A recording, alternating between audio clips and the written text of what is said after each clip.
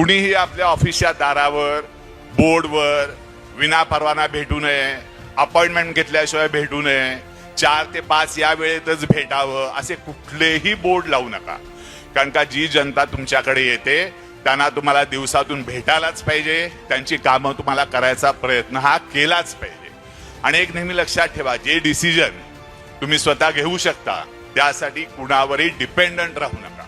आपली सिस्टीम सध्या अशी आहे की पॉलिटिशियन्स आणि ब्युरोक्रेसी, ज्युडिशियरी आणि मीडिया यांना एकमेकाला खूप सांभाळून राहावं लागतं.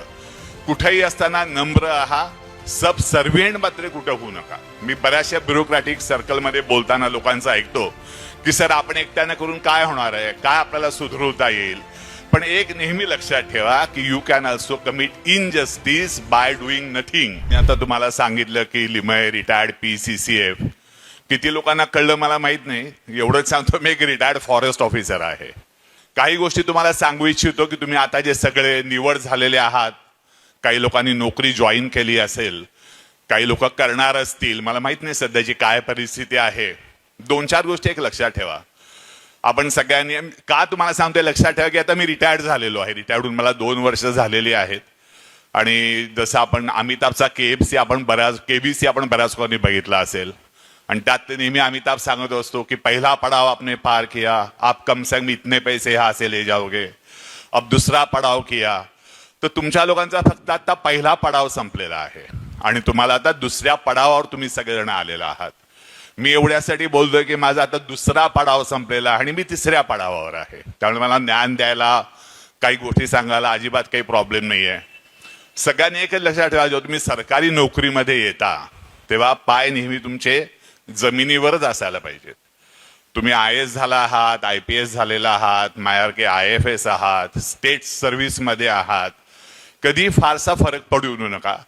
एक नेहमी लक्षात ठेवा की 1 लाख, 2 लाख, 5 लाख जी लोक सगळी तुमच्यावर या लढाईमध्ये होती त्यातनं तुम्ही सिलेक्ट झालेला आहात.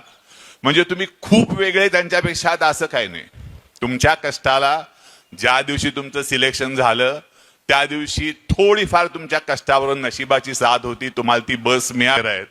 एक 10-20 वर्षापूर्वीची ब्युरोक्रेसी आणि आत्ताची ब्युरोक्रेसी याच्यामध्ये भयंकर फरक पडलेला आहे. प्रत्येक जण मला नोकरी देतो, जेव्हा अधिकारी बनतो तेव्हा तो कालची झालेली गोष्ट विसरतो. कारण का मी तर खूप स्टडी सेंटरला बघितलेलं आहे, एखादा मुलगा स्टेट सिव्हिल सर्व्हिसला सिलेक्ट झाला आणि एखादा UPSC बनणं सिलेक्ट झाला तर ते सुद्धा एकमेकाकडे दोघं वेगवेगळ्या नजरेनं बघायला लागतात. या गोष्टी तेवढ्या अजिबात होऊ नका तुम्ही सगळ्या लोकांनी. एक तुमची कॅमेररी असायला पाहिजे, तुम्हाला सगळ्यांना शिकायला पाहिजे.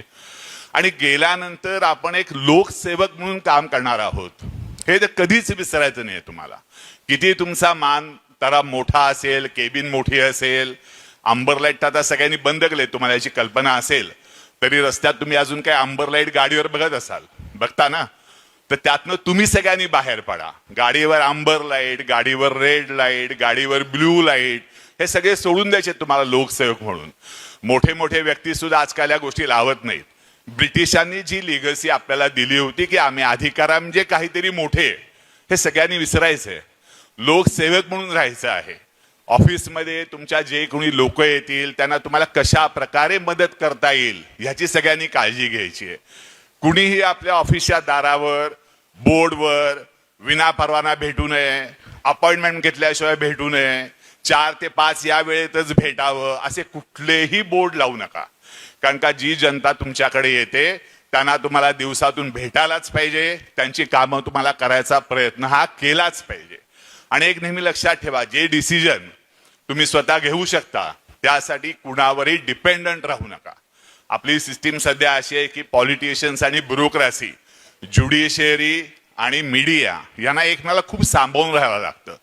कुठेही असताना नम्र आहा, सब सर्व्हेंट मात्र कुठं होऊ नका. मी बऱ्याचशा ब्युरोक्रॅटिक सर्कलमध्ये बोलताना लोकांचं ऐकतो की सर आपण एकट्यानं करून काय होणार आहे, काय आपल्याला सुधारवता येईल. पण एक नेहमी लक्षात ठेवा की you can also commit injustice by doing nothing. आमच्याकडे मराठीत एक शब्द आहे, कोणाला पाट्या टाकणे असे. मध्ये आल्या, पाट्या टाकल्या, 30 वर्षांतर रिटायर झाला, चांगला पगार घेऊन पेन्शन घेऊन घरी गेला. अशा गोष्टी कधीही करू नका. कमी तुम्हाला सगळ्यांना एक सांगायला मला आवडेल की आपल्या सगळ्यांच्या लाईफची एक ट्रॅजेडी अशी आहे की पहिली 30 वर्ष आपण शिक्षणात, नोकरी मिळवण्यात घालवतो, पुढची 30 वर्ष आपण नोकरी करण्यामध्ये घालवतो, जीवन जगणार कधी आपण लोकांनी सगळ्यांनी? तुम्हाला आता जीवन जगायचंय, लोकसेवा करताना, लोकांना मदत करताना, शासनाच्या चांगले चांगले प्रयोग लोकांच्यापर्यंत पोचवायचं तुमचं काम आहे. पण हे करताना कधी जीवन जगायला विसरू नका. ज्या कुठल्या नोकरीत तुम्ही गेलेला असाल ती नोकरी एन्जॉय करायला शिका. कारण आपल्या लाईफची त्याची तुम्हाला सगळ्यांना माहिती आहे की आपण सगळे लोक म्हातारी फार लवकर होतो, अक्कल यायला आपल्याला फार उशीर लागते. आणि बघा, जेव्हा आपल्याला अक्कल येते, जेव्हा आपल्याला वाटतं की हे जीवन मी आता जगायला लागलेलो आहे, तोपर्यंत परत जायची वेळ आलेली असते. इरफान खानचा एक खूप चांगला ऍक्टर होता. त्याने म्हणलेले की मुझे बहुत बार लगता था कि जिंदगी बहुत लंबी है, बहुत लंबी है, बहुत लंबी है, लेकिन जब मुझे पता लगा कि अरे जिंदगी लंबी नहीं बहुत छोटी है, तब तक मेरे जाने का टाइम आ गया था. आणि त्याच्यानंतर काही दिवसांनी इरफान गेला. तर सगळ्यांना हे सांगतो, काम करायचे आहे, पाय जमिनीवरचे कधीही तुम्हाला हवेत उडवायचे नाहीयेत. हात आणि डोकं तुमच्या सगळ्यांचं वर असेल आकाशामध्ये, पाय जमिनीवर राहील. एक जाताना एक छोटीशी मला तुम्हाला सगळ्यांना एक गोष्ट सांगायला आवडेल. आजकाल सगळेजण व्हॉट्सअप युनिव्हर्सिटीचे सदस्य आहोत आपण, खूप गोष्टी व्हॉट्सअपवर बघतो. एक स्टिरिओफोम नावाची गोष्ट ऐकली तुम्ही? स्टिरिओफोमचा कप ही गोष्ट कुणाला माहिती आहे? तुम्ही सगळे चहा पितात, गेस्ट जे असतात त्यांना सिरामिकचे कप चांगले मिळतात, बाकी आपल्या सगळ्यांना स्टिरिओफोम कप मध्ये मिळालेला असेल. मी नुकताच रिटायर झालेलो आहे. 2 वर्षापूर्वी आंबेडकर शिंदे सर माझ्याशी सहमत होतील. आम्ही ज्या सर्व्हिसमध्ये होतो, जेव्हा एखाद्या ठिकाणी आम्ही जायचो ते आम्हाला आधी फोन यायचे, एक कोऑर्डिनेटर असायचा, एक नोडल ऑफिसर असायचा. विमानात उठलं की एक आमचा माणूस खाकी कपड्यातला आमची बॅग घ्यायला यायचा, बॅग बरोबर घ्यायचा. आम्ही रेस्ट हाऊसला जायचो, गेल्यानंतर आम्हाला एक सिरामिकचा कप मिळायचा. त्या कपामध्ये चहा कॉफी सगळं विचारायचे. The day we got retired हे हळूहळू बदलायला लागलं सगळं. आम्ही फोन करतो, आम्ही जागेवर जातो, आम्ही प्रायव्हेट गाडीतनं जातो. गेल्यानंतर कोण विचारतात, सर चहा घेतलाय का? नसेल तर चहा लावलेला आहे तिथं, आणि तो लावलेला चहा कशात असतो? त्या स्टिरिओफोमच्या कपात असतो. तर आपल्या सगळ्यांना आपल्या आयुष्यामध्ये नेहमीसाठी हा स्टिरिओफोमचा कपच असणार आहे. तुम्हाला या सेकंड आता पडावामध्ये काही दिवसासाठी सिरामिकचा कप मिळेल, पण त्या कपाला भुलून जाऊ नका. तुम्हाला एक लक्षात ठेवा, लोकांसाठी काम करायचं आहे, लोकांचंच राहायचं आहे. आणि दुसरा पडाव संपल्यानंतर जेव्हा तुम्ही माझ्यासारखं तिसऱ्या पडावात याल, तेव्हा चहा आणि कॉफी स्टिरिओफोमच्या कप मधनं प्यायची. बस तुम्हाला सगळ्यांना शुभेच्छा देतो. खूप छान काम करा.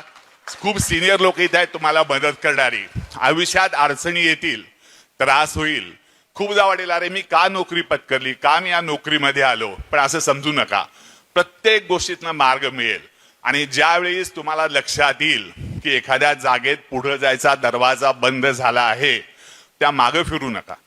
थोडंफार बाजूला इकडे बघा. दरवाजा जरी बंद असेल तरी किमान एखादी बाजूची खिडकी तुम्हाला उघडी मिळेल, त्या खिडकीतनं तुम्हाला पुढे जायचंय. पुन्हा एकदा सगळ्यांना शुभेच्छा.